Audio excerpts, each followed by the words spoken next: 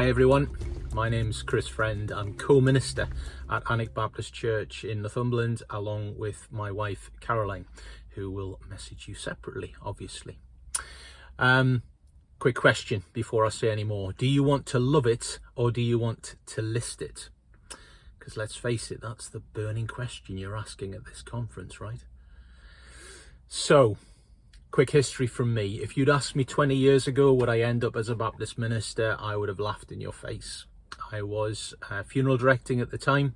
I met Caroline in 2000 and I'd pretty much decided, quite honestly, that my usefulness to God was shot.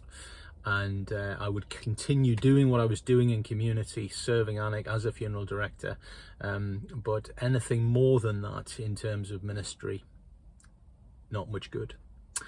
Fast forward a few years, Caroline had breast cancer in 2009. The children at the time were just 4 and 3. She was pretty poorly, fully recovered now, but at the time it was just a bit of a dark place, and I started to wonder whether or not I should continue doing the role that I did. Cutting a long story very, very short, the following year, having taken some unpaid leave from work to try and work through what I should do, God met me in a huge way, a miraculous way, and picked me up from the dump where I had positioned myself in terms of my usefulness to God as being waste, and said, no, I'm going to recycle you. And that journey took me through being a community worker for Alnwick Baptist Church before Caroline and I then trained for ministry at Northern Baptist Church with their North East Hub, which is based in Cranmer Hall, St John's College in Durham. And we did that from 2016 to 2019 before we were appointed as ministers, pioneer ministers. And that's fairly key to the question that I've just asked you. The premise of the programme, if you've seen it on Channel 4, is that Kirsty Allsop wants Caroline and I to stay in the property we're in, and Phil Spencer wants to try and find a property where we can move to and leave behind what's there. I believe that our family property, now needing to be a manse as well, we didn't do any more with that than simply being a family home. I felt that we could not make it anything more than that. Kirsty had other ideas, and what we were able to do is then create, with the same footprint of the house, something that would work for us as a family home and as a manse. In other words, not just church meetings, but pastoral stuff, missional communities, and being able to have a private space for our family as well as use it as a church space. It then became multifunctional. Why does that matter? Simply because as a pioneer minister, I recognise and I fully believe that the church needs to be something that is not just one-dimensional. We are not just a traditional congregation that meets on a Sunday morning. We talk a lot about church family, and church family means those who meet in the pub on a Monday night. It means the retirement complex that meets on a Thursday evening. It means the explore group that meets on a Tuesday, or Muddy Church that meets on a Sunday.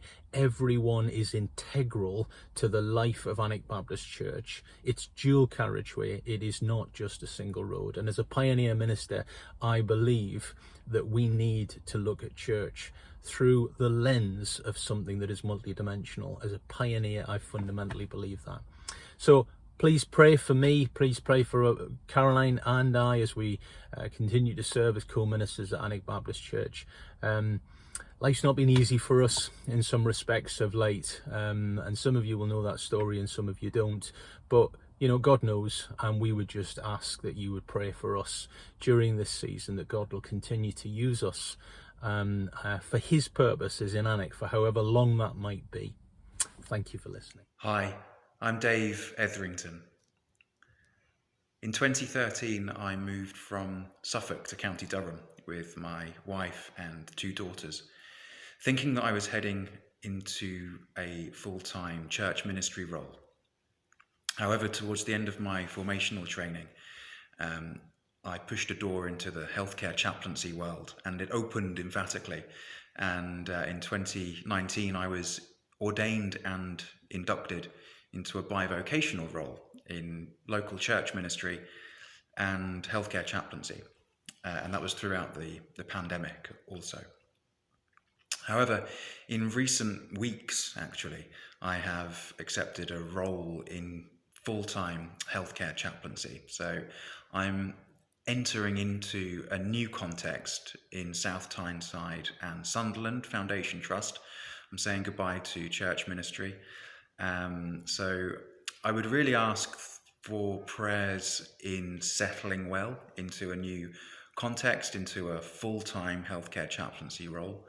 And I'm passionate about being alongside patients and their loved ones and staff members, and passionate about providing pastoral and spiritual and religious care, being a calming presence, a safe pair of spiritual hands, and being there to not only minister Christ into situations, but observe where God is already at work and get involved in what is going on in the hospital context. So please pray that I would be a peaceful presence and settle well and be a good healthcare chaplain in this new context and this new role. Thank you. Hi, I'm Caroline Friend. I'm a pioneer minister and I'm based in Alnwick in Northumberland. I trained at Cranmer Hall at Durham University and I went to Northern for my formation. I love being a pioneer minister, I love what I do, and my responsibility within the church here is to support our missional communities. I love being part of them. I love encouraging young leaders or new leaders, emerging leaders, to take up and to step into all that God has called them to. So it's good to see you today, and I'm sorry I can't be with you. Hi, I'm John, and this is New Biggin, where I'm serving as a pioneer minister. We've lived in New Biggin for about 27 years, and I've been working at another church at Milpeth Baptist Church during my training in NANS. But during lockdown, as we walked these streets, God put on our heart a vision for our town, that we shouldn't just reside here, that we need to dwell here, to dig into the community and to see what the Spirit has to show us. And so we're in the process of developing pioneering in our town of New Biggin. New Biggin's one of the bottom 5 socially deprived places in the country, and it's only getting worse over the last few years. But we love it. We've lived here for, as we've said, for 27 years, and we've always loved living here, and God has really put this place on our heart. So we feel called to be here and to see God's shalom kingdom come in our town. When I introduced this place as New Biggin, I was being a little bit tricksy, because actually it's New Biggin by the sea, and as you can see, it's beautiful. There's a promenade, there's cafes, but if I introduce you to that part of New Biggin first, then that's all you would see. That's our experience of the people who come here at a weekend to walk the dogs and enjoy the seaside. But that deprivation, that place behind it, the reality of living in coastal towns, is one of the things that we want to work with and into the community here. So we're going to be working with Coastal Expression, who are a network of pioneers who are trying to understand and to share what it means to live and to reside and to work in coastal towns. For a lot of us, we have beaches and we have the seaside, but a lot of the economy that comes into here doesn't trickle into the local economy. A lot of the transport links are scarce, and it's sometimes a hard place to live with a lot of isolation. So we want to dwell here, not just reside here.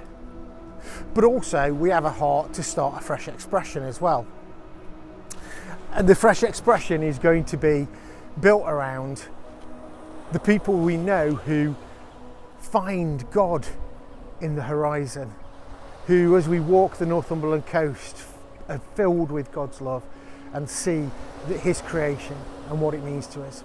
So alongside our work as pioneers, we're going to be doing that. I've been asked to share a few things to pray for.